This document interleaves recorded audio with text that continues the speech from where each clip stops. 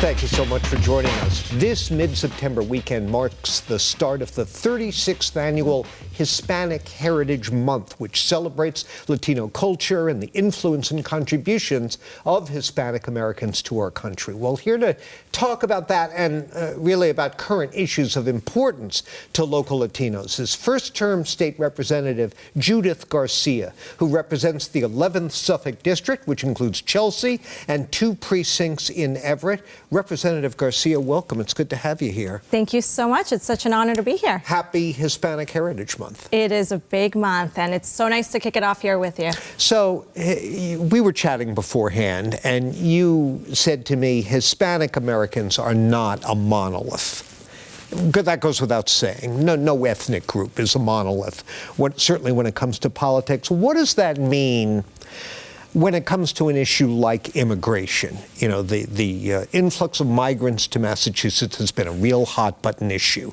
Give me a sense of how your Latino constituents are reacting to this.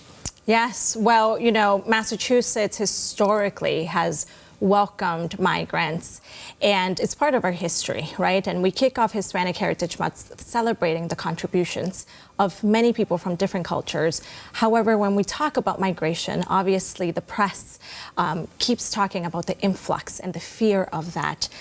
But let's be real and focus on what's really happening here. Our federal government has truly failed us for the past 40 years. So it's become a responsibility of the states to really respond to that need. As a first generation Honduran American, I can say with pride that we stepped up to that call.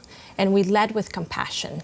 My colleagues at the state legislature, the Senate as well, we worked cohesively to really make sure that we honored the right to shelter, that we made sure that we could be welcoming. However, we have guardrails that we need to put in place because we need to keep in mind that how much money we have, how much space we have, and we need to continue, again, to lead with compassion. We've done that.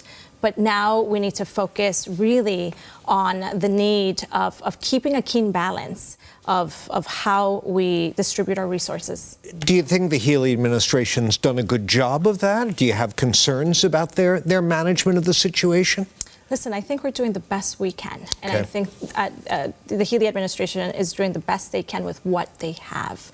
And as long and as much as we continue to try to address the situation, it's the federal government's responsibility to really respond and really pass immigration reform. We're mainly focused on local issues here today, but just recently, some recent polling shows Donald Trump taking the lead among Latino voters in some states. Mm-hmm. What do you make of that? Does that surprise you? You know, I think what's fascinating is that we need to continue to understand that Latinos are not a monolith. Mm-hmm. And you've said this as well, I've said it as well. You know, we can't take the Latino vote for granted. The electorate, we are very diverse in terms of religion, in terms of nationality.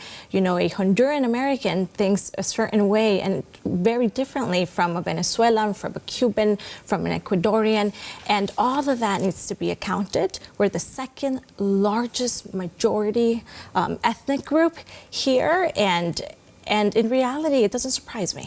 It doesn't surprise me because, again, we're not a monolith. Latinos vote on diverse issues. We've got to take a break here, but is there one issue where you think the Harris campaign could afford to sharpen or adjust its message to do better with Latino voters? Well, Latinos care about 2 things. If we continue looking at the polls and at the data, they care about economy, they care about healthcare, and I think focusing the message on the issues that matter with more specific focus, and again, we talk about immigration. They're looking for the individuals who are already here.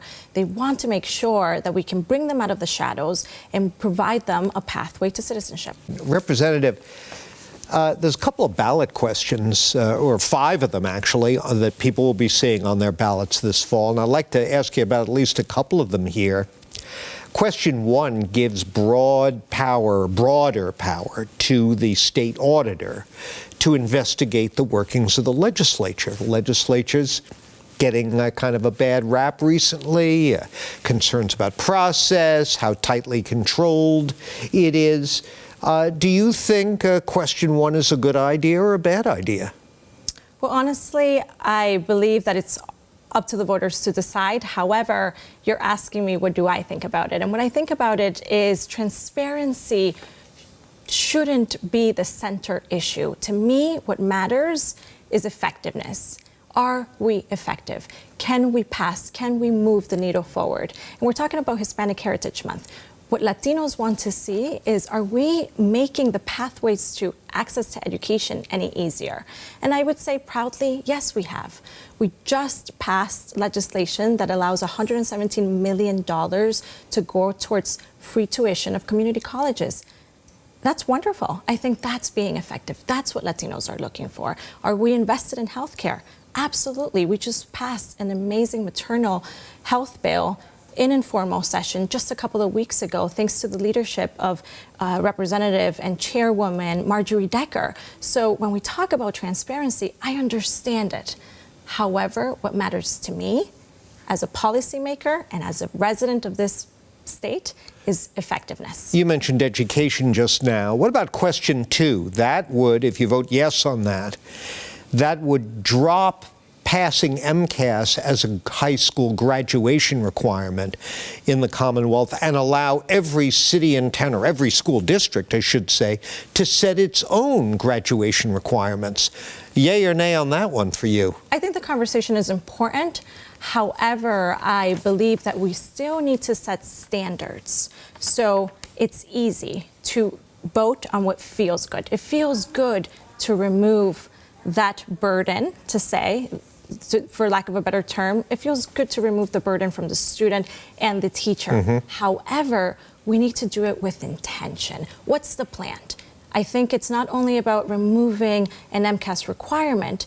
What is the plan? Let's devise a plan that is effective and that will put our kids on the track record to be good students when they make it to a high education level. Well, when you talk about the Chelsea schools as a district that's certainly had its issues over the years. Absolutely. The presence of the MCAS system, I mean, one thing I don't know if people understand is that if your students' MCAS scores are struggling when the kids take the test in 4th grade, and then I believe it's 10th grade, that serves as a signal that you need more attention, more resources focused. Hasn't Chelsea benefited from that process over the years or not? I was a student in the public Chelsea school system, and when we talk about Chelsea's past, I was that kid growing up in Chelsea when our city went into receivership. That's when I started, and I ended right when the program with Boston University ended. And I can tell you I was able to thrive in the public school system because, to an extent, and I understand the critics say that the MCAS definitely places a burden on the student and on the teacher. However, I think it forced me and some of my classmates to really put in the work to be able to perform. So I think personally that the MCAS does set a sort of level of achievement that can prepare us to go into higher education. Well, Representative, we're all out of time for this week. It's a pleasure meeting you. I look forward to having you back here to talk about these and other important issues down the road. Good luck, and again, happy Hispanic Heritage Month. Gracias. Thank you for being here.